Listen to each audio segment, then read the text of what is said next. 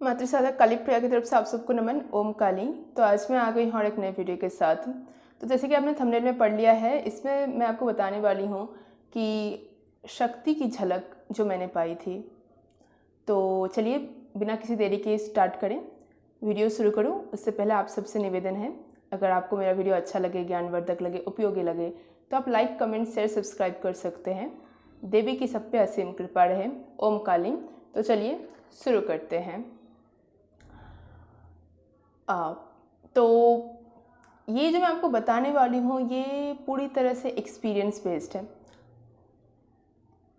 ये अनुभव करीब मुझे 1 साल पहले हुआ था। मैं एक चीज़ ज़रूर बताऊंगी कि जब कोई साधक साधना करता है तो उसको अनुभव 2 समय पे मिल सकते हैं।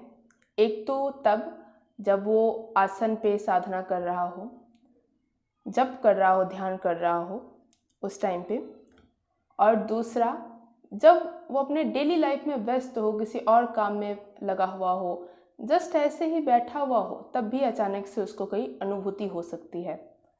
तो ये जो मुझे अनुभूति हुई थी, ये मुझे तब हुई थी जब मैं आसन पे नहीं थी। तो ये करीब 1 साल पहले की बात है। मुझे याद है डिनर हो चुका था मेरा और रात में मैं अब अपने बेड पे थोड़ी देर बैठी हुई थी कि अब कुछ देर में सो जाऊंगी।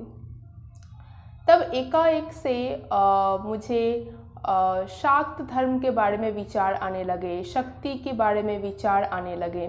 जो मेरे रेगुलर व्यूअर्स हैं उनको पता है कि मैं शक्तिज़म यानी कि शाक्त धर्म को प्रमोट करती हूँ।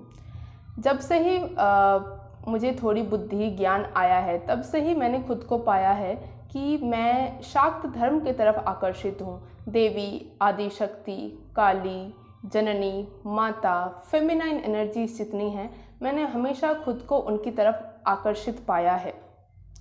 तो यही शायद कारण था उस दिन भी मुझे शाक्त धर्म के बारे में, शक्ति के बारे में, कालिका के बारे में, इन सब के बारे में मुझे एकाएक चिंतन होने लग गया था। मैं उनके बारे में सोचने लग गई थी। मुझे याद है मैं देवी काली को लेके, शक्ति को लेके मैं शायद कोई मन ही मन कविता भी सोचने लग गई थी। तभी वही सोचते सोचते एकाएक मेरे को एक विचित्र अनुभूति हुई। अनुभूति कुछ ऐसी हुई कि मुझे लगा कि मेरा जो शरीर है उसका शक्ति तत्व जागृत हो चुका है।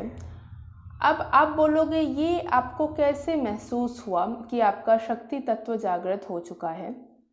देखिए, मेरे हाथ में अभी एक पेन है, ठीक है। जब मैंने इस पेन को एकदम यहाँ पर रखा है तो मैं ठीक से इस चीज़ को देख नहीं पाऊँगी, लेकिन जब भी इस पेन को मैं थोड़ा दूर से देखूँ तब मैं समझ पाऊँगी एक पेन है, कौन से कलर का पेन है, इसमें क्या लिखा है ना। तो कुछ वैसा ही जब उस टाइम पे मेरा क्या हो रहा था कि मेरी जो चेतना है शक्ति तत्व से अलग हो चुकी थी, ठीक है। और मेरी जो चेतना है वो शक्ति को अब देख पा रही थी, समझ पा रही थी। कुछ वैसा ही अनुभूति हो रहा था। ऐसा लग रहा था कि मेरे जो शरीर में जो पूरा शक्ति है, मेरे हाथ में, पैर में, मुंह में, सर में जितनी भी शक्ति हैं उन सबको अब मैं देख पा रही हूँ, निहार पा रही हूँ।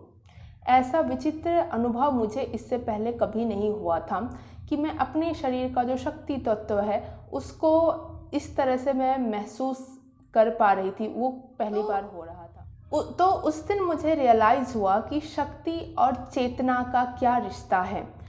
शक्ति स्त्री है, चेतना पुरुष है। उसी दिन मुझे महसूस हुआ। मुझे एक चीज़ और महसूस हुआ कि जब मैं अपनी नज़रें अपने उस टाइम पे हाथ को देख रही थी या फिर अपने पैर को जब अपने आँखों से देख रही थी, तो जहाँ जहाँ मेरी नज़रें जा रही थी उधर उधर ऐसा लग रहा था शक्ति तीव्र गति से दौड़ रही है। तो ये एक अनुभव हुआ था। दूसरा, उसी टाइम पे जब मैं अपने शरीर को देख रही थी तब ऐसा लग रहा था मेरा इससे कोई रिश्ता नहीं है। मतलब कुछ ऐसा लग रहा था कि मैं इसको पहली बार देख रही हूँ। और ये भी बड़ा विचित्र अनुभूति था कि मेरा खुद के शरीर से ही ऐसा लग रहा था कि रिश्ता कट जा रहा है। मेरे साइड में मेरी मम्मी तब सो रही थी और मैंने मम्मी की तरफ देखा, तो जब मैं जनरली देखती हूँ तब एक भावना उत्पन्न होती कि वो मेरी माता है, लेकिन उस टाइम पे वैसा भावना कुछ नहीं आया।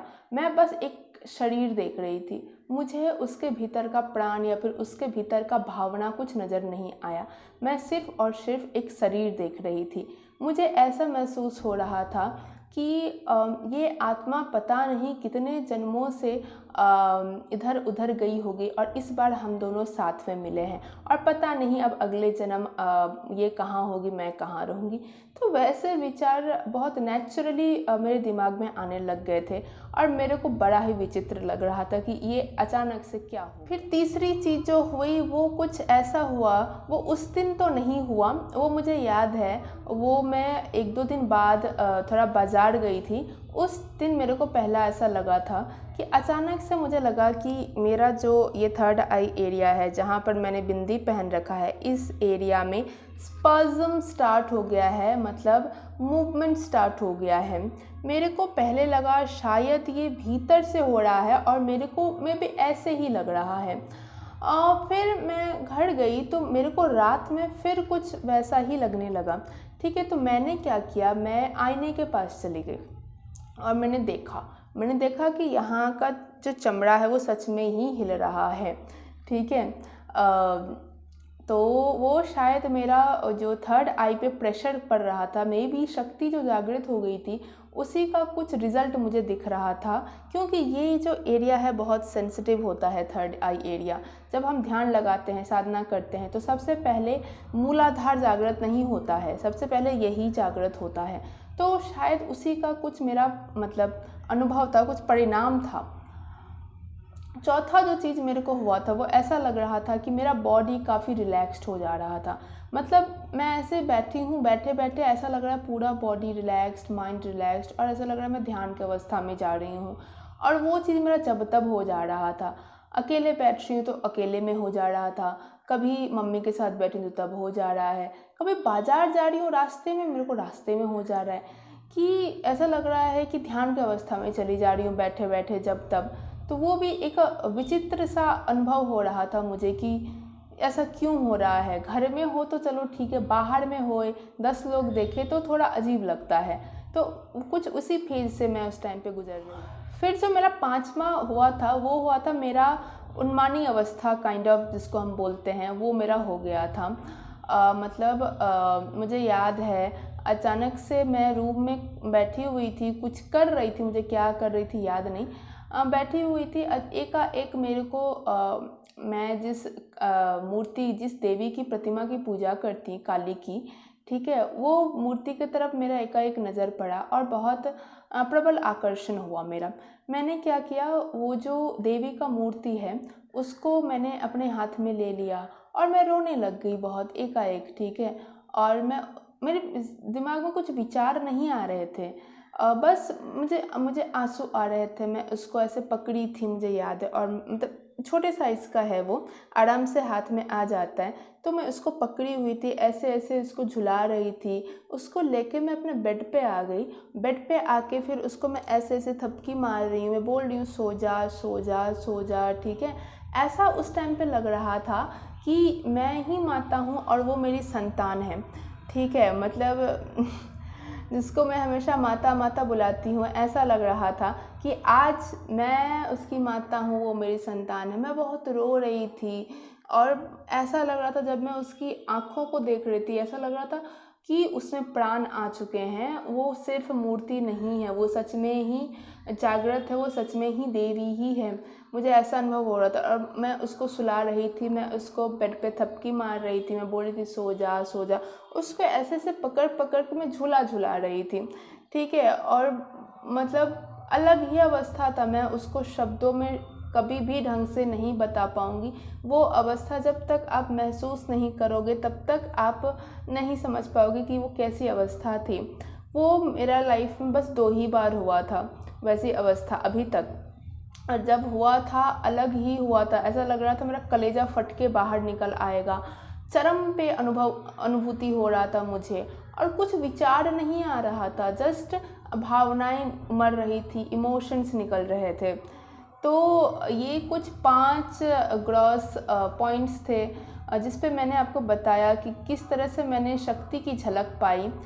मैं यहाँ पर वो भूत प्रेत दिख जाना कहीं पर कुछ उस टाइप की कहानियाँ मरोड़ मरोड़ के नहीं बताती हूँ।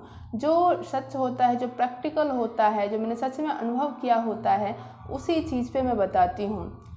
बस इतना ही नहीं है, और भी मेरे को बहुत अनुभव हुए थे, लेकिन सब अनुभूति ऐसे नहीं बताई जाती है, बहुत कुछ गोपनीय रखना पड़ता है। तो मैं सब कुछ इसी कारण से नहीं बता पा रही हूँ। कुछ गिने चुने जो मुझे लगता है बताने योग्य थे, वो मैंने अभी आपके सामने बताए हैं।